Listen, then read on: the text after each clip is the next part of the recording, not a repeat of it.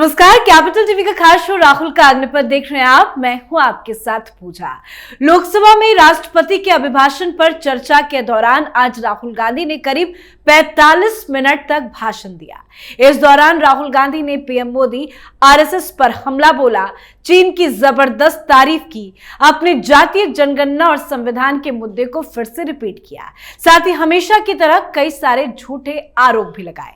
राहुल गांधी ने आरोप लगाया कि मेक इन इंडिया अभियान के बावजूद हम बेरोजगारी की समस्या को सुलझा नहीं पाए हैं। उन्होंने कहा कि ना तो यूपीए सरकार बेरोजगारी को लेकर युवाओं को कोई मार्ग दिखा पाई और ना ही मौजूदा सरकार कुछ कर पाई। राहुल ने कहा कि प्रधानमंत्री की मेक इन इंडिया योजना अच्छी है, लेकिन वो इसे लागू करने में फेल रहे। चीन की तारीफ करते हुए राहुल गांधी ने कहा कि डेटा के मामले में चीन भारत से कम 10 साल आगे है। चीन के भारतीय जमीन पर कब्जा करने का आरोप लगाते हुए राहुल ने कहा कि पीएम ने इसे खारिज किया, लेकिन सेना ने कहा कि 4000 स्क्वायर किलोमीटर जमीन पर चीन काबिज है। इसी के साथ राहुल गांधी ने काफी कुछ आज कहा है। राहुल के बयान का सत्ता पक्ष ने जबरदस्त विरोध भी किया है। कई सांसद विरोध में खड़े होकर राहुल गांधी से माफी की मांग भी करते नजर आए। तो आज एक बार फिर किस तरह से लोकसभा में राहुल गांधी की घोर बेइज्जती हुई है, आज इस पर ही चर्चा करेंगे। मेरे साथ स्टूडियो में मौजूद हैं कैपिटल टीवी के एग्जीक्यूटिव एडिटर राजीव जी। सर, आपका बहुत बहुत स्वागत है। चर्चा की शुरुआत तो विपक्ष की तरफ से राहुल गांधी ने की है, लेकिन क्या राहुल गांधी मोदी को घेरने में कामयाब हो गए या खुद घिर गए? देखिए, राहुल गांधी पहले ही शब्द से गिर चुके थे, जिस तरीके से वो मुद्दे को डाइवर्ट कर रहे थे। राहुल गांधी बोले और फिर विवाद पैदा ना हो, स्पीकर को रोकना ना पड़े और सत्ता पक्ष के तरफ से यानी कि राहुल गांधी के अपोजिशन में कई बार टोकना न पड़े, तो यह संभव नहीं है। ऐसे अगर गंभीरता से राहुल गांधी बात करेंगे, झूठ नहीं बोलेंगे, गलत आंकड़े नहीं देंगे, तो उन्हें माफी मांगने की जरूरत नहीं पड़ेगी, लेकिन ये वो कर नहीं सकते। पहली बात तो संसदीय परंपरा का उल्लंघन कैसे राहुल गांधी करते हैं। बात बार बार ये कहा जाता है, स्पीकर की तरफ से भी कहा गया है कि आप लीडर ऑफ ऑपोजिशन हैं, कम से कम आप तो इस मर्यादा का ख्याल रखिए कि जो संसद में उपस्थित नहीं है उसके खिलाफ बोलने का अधिकार आपको नहीं है। डायरेक्ट आप नहीं बोल सकते, उसके पर सवाल नहीं कर सकते, क्योंकि आपके सवालों का जवाब देने के लिए वो संसद में नहीं होंगे।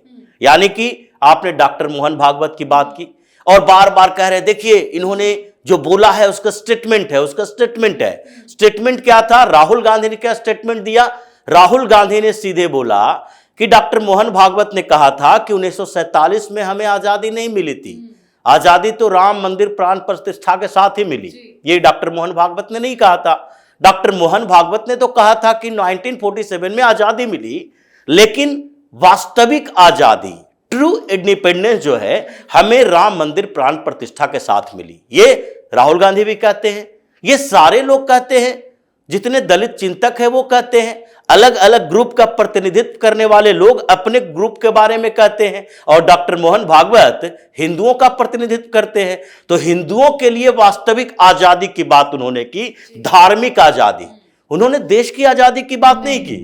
ये तो तथ्य है, और इसलिए ओम बिरला ने सीधे तौर पर कहा, ये सब सारे लोग जानते हैं बात को कि 1947 में आजादी मिली, इसको बार बार रिपीट करने से कोई फायदा नहीं होगा।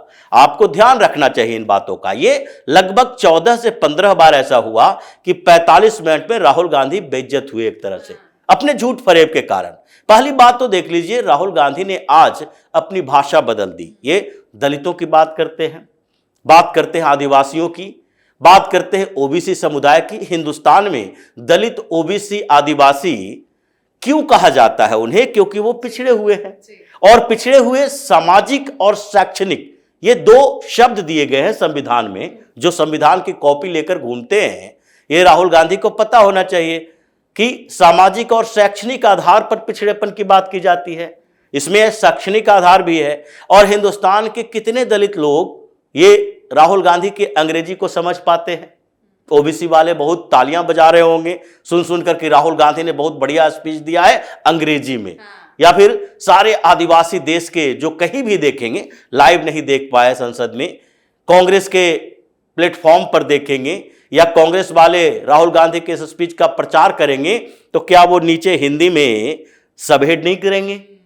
ये डिस्क्रिप्शन नहीं करेंगे, डिस्क्राइब नहीं करेंगे, क्योंकि उनको भी पता है कि हिंदुस्तान के कितने लोग राहुल गांधी की अंग्रेजी को समझ पाएंगे।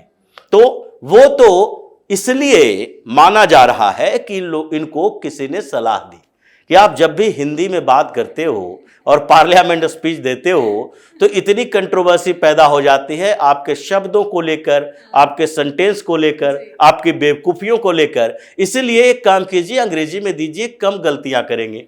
तो इन्होंने अंग्रेजी बोलना शुरू कर दिया। अचानक से ये राहुल गांधी हर मंच पर तो आजकल हिंदी बोलते हैं, लेकिन अचानक से राहुल गांधी सोनिया गांधी कैसे बन गए?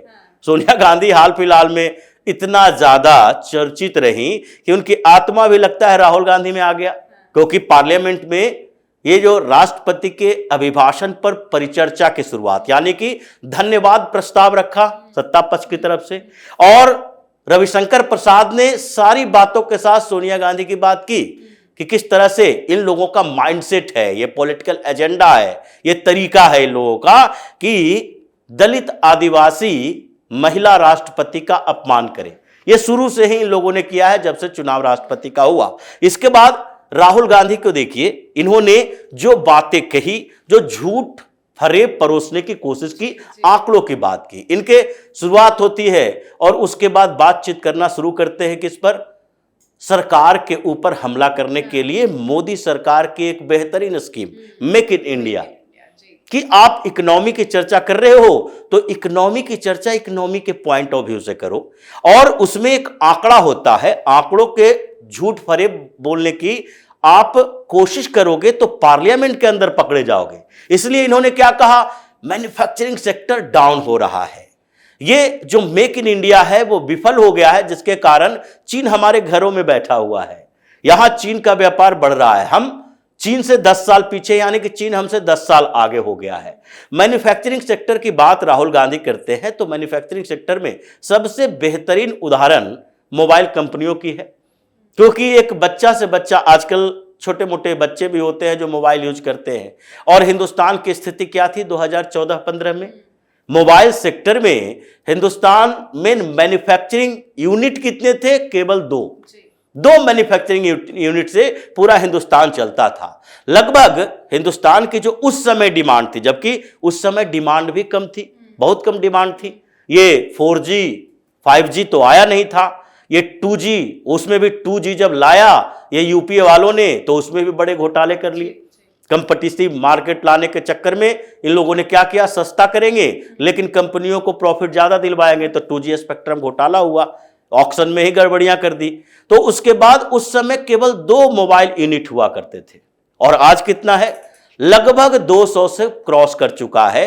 4 साल पहले ही पीएम मोदी ने कहा था कि 2 से 120 हमने कर दिया है। और 2025 की ये रिपोर्ट है BIF की, ब्रॉडबैंड इंडियन फोरम, ये राहुल गांधी जाकर उसकी रिपोर्ट पूरे देख ले कि कैसे भारत में मोबाइल सेक्टर में, मैन्युफैक्चरिंग सेक्टर में भारत कितना आगे बढ़ा है, कि चीन की कंपनी को यहां पर आकर अपना मैन्युफैक्चरिंग यूनिट खोलना पड़ रहा है कि नहीं तो खरीदे नहीं जाएंगे। ये चीन से कंपटीशन हमारा है, चीन की कंपनी, ये बाहर की कंपनियों की बात नहीं कर रहे हैं। एप्पल ने तो यहां पर अपना मैन्युफैक्चरिंग प्लांट खोल ही दिया, लेकिन जियोमी खोल रहा है, वीवो खोल रहा है, और जियोमी का CEO बोलता है, ये चीफ ऑपरेटिंग ऑफिसर, कि भारत में जियोमी के जितने फोन बिकते हैं उसका 90% मैन्युफैक्चरिंग इंडिया में होता है। ये मैन्युफैक्चरिंग सेक्टर की बात राहुल गांधी कर रहे हैं कि फैक्ट्री उस समय नहीं लगाए जा रहे थे। अगर चाइना हमसे आगे बढ़ा हुआ है मैन्युफैक्चरिंग में, और हमारा जो सेक्टर सबसे बेहतरीन माना जाता है वो सर्विस सेक्टर माना जाता है, लेकिन सर्विस बेस्ड इकोनॉमी की शुरुआत किसने की? ये चाइना आज अचानक से बढ़ गया या तुम लोगों ने बढ़ाया? अगर आप 90s के डिकेड में जितने नए टेक्नोलॉजी डेवलप हो रहे थे उस समय उसके मैन्युफैक्चरिंग पर, उसके रिसर्च एंड डेवलपमेंट पर हिंदुस्तान में काम हुआ होता तो आज ये मोबाइल कंपनियां जो चीन का है वो पूरे दुनिया में अपना वर्चस्व बनाए हुए है, वो हिंदुस्तान की कंपनियां भी होती। लेकिन आप लोगों ने किया ही नहीं कुछ। जब वो जाइंट बन गया तो कंपटीशन करने के लिए हम मार्केट में उतरे 2014 के बाद, क्योंकि सरकार बदली, आपकी सत्ता थी तो आप चाइना के एजेंट बने हुए थे।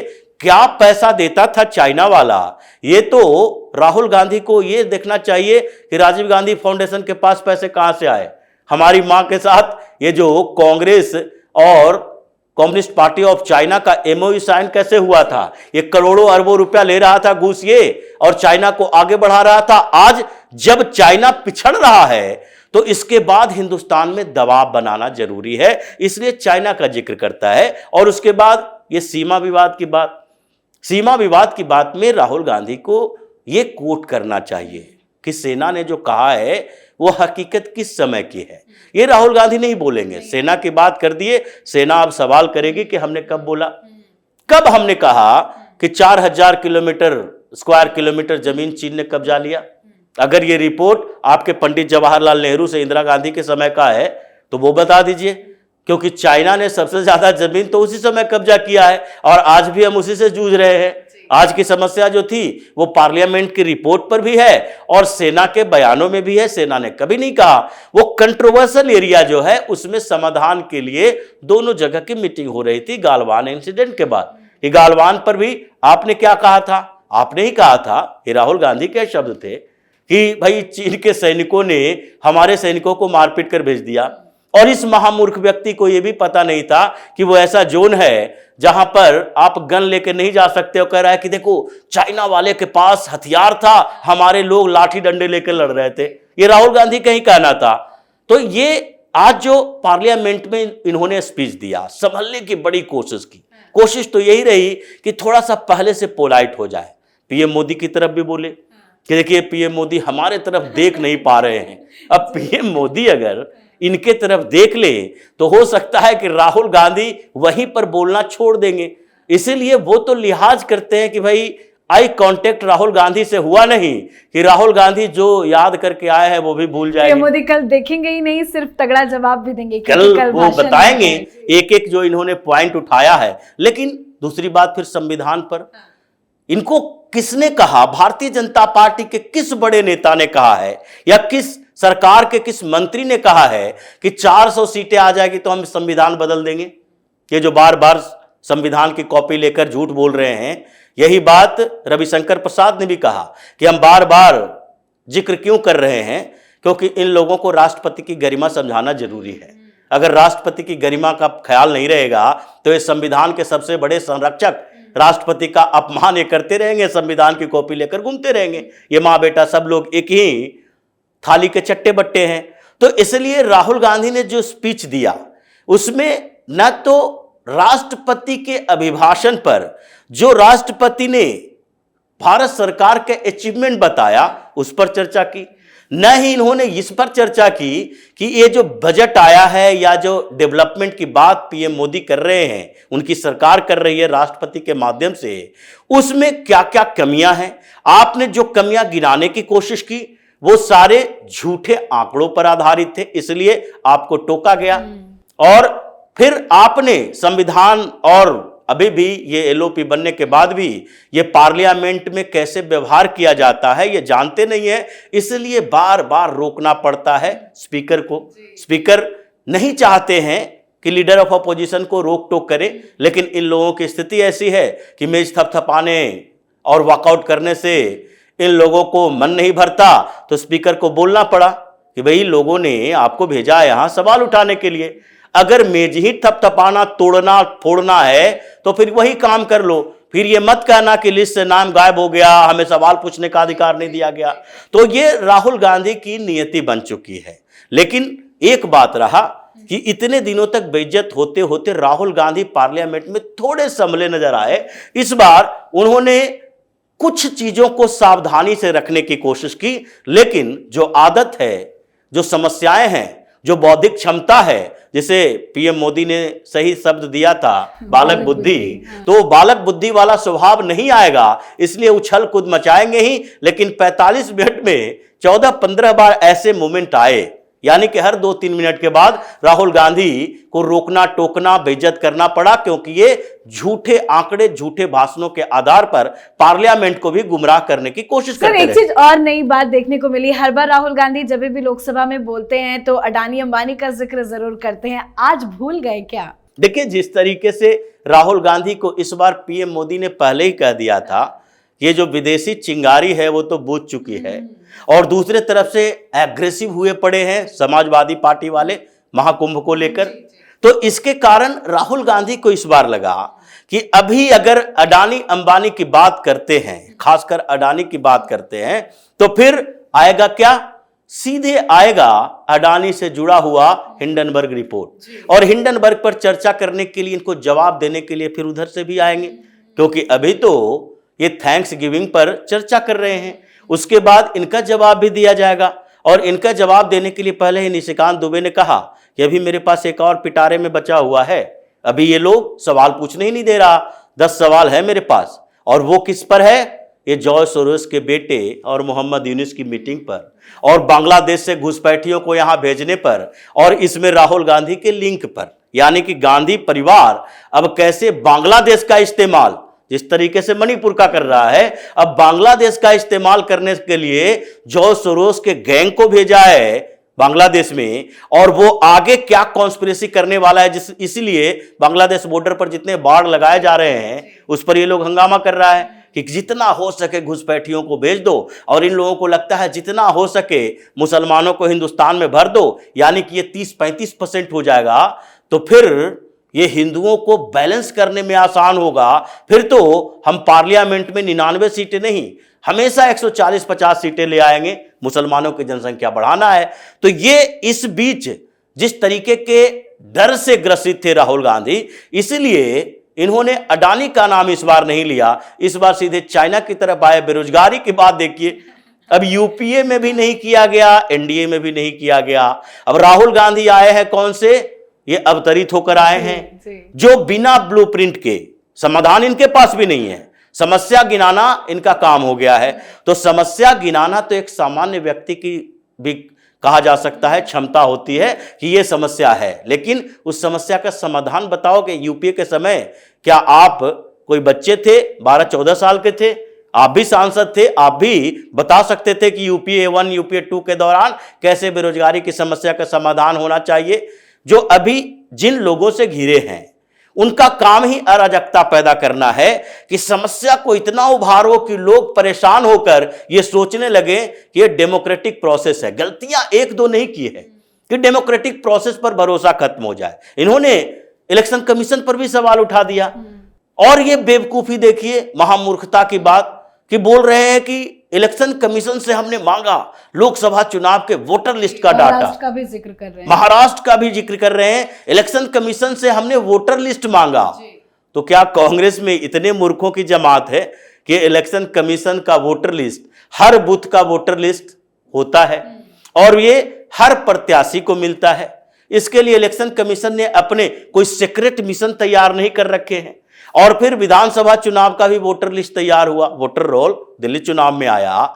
हर मीडिया को पता है कि वो 1,56,00,000 वोटर यहाँ है, इस विधानसभा में इतने वोटर हैं, वोटर लिस्ट की पूरी कॉपी होती है। तो राहुल गांधी अपने टीम के साथ बैठकर उसको एड्रेस के साथ नोट कर ले और उन जगहों पर जाकर सर्वे करवा ले, लेकिन इनके पास तैयारी नहीं होती, होमवर्क नहीं करते हैं। और यही रविशंकर प्रसाद ने कहा कि हमारे पास राहुल गांधी भी बैठे हैं, इनसे पूछिए, होमवर्क करके आते नहीं है, इसलिए ये सारी गलतियां हो जाती है। तो ये जब भी बोलने के लिए उठेंगे ये परेशानियां आएगी। इसलिए जितना कम हो सके कांग्रेस वालों को चाहिए कि इनको लोकसभा के अंदर बोलने का मौका दे, 8-10 मिनट का टाइम दे और दूसरे लोगों को डिस्ट्रीब्यूट कर दे कि भाई आप कुछ बोलें। क्योंकि ये जब बोल रहे थे तो इनके पीछे बैठे हुए शशि थरूर मुस्कुरा रहे थे। उन्होंने एक बार भी राहुल गांधी के इस स्पीच के समय मेज थपथपाया नहीं, बस मुस्कुरा रहे थे कि देखो ये किस तरह का व्यक्ति हमारा लीडर बना हुआ है, जिसके पास न दिमाग है, न समझदारी है और न ही बोलने की क्षमता है। बिल्कुल सर, बहुत बहुत धन्यवाद सर बातचीत के लिए। धन्यवाद। तो अपने 45 मिनट के भाषण में राहुल गांधी आज कई बार बेइज्जत हुए हैं। आज एक बार फिर राहुल गांधी की संसद में घोर बेइज्जती हुई है। फिर से उन्होंने कई सारे झूठे आरोप लगाए हैं। वैसे अब कल पीएम मोदी राहुल गांधी को मुंहतोड़ जवाब देंगे। कल पीएम मोदी का लोकसभा में भाषण होना है, पर फिलहाल एक बार फिर देश में राहुल गांधी के भाषण को लेकर राजनीति गर्म है। बीजेपी के तमाम सांसदों ने आज राहुल गांधी के बयान का विरोध किया है। किरण रिजिजू ने कहा है कि वो विपक्ष के नेता है, उन्हें जिम्मेदार होना चाहिए। रिजिजू ने कहा कि अगर विपक्ष के नेता के पास भले ही किसी स्रोत से ऐसी जानकारी हो जो उन्होंने कहा है तो उसे सदन में रखना चाहिए, पर राहुल गांधी अपनी आदत से मजबूर है, वो बिन सिर पैर के कुछ भी बयान देते रहते हैं। राहुल गांधी के भाषण पर आपकी क्या कुछ राय है, कमेंट करके लिखिएगा। देखते रहिए कैपिटल टीवी। नमस्कार।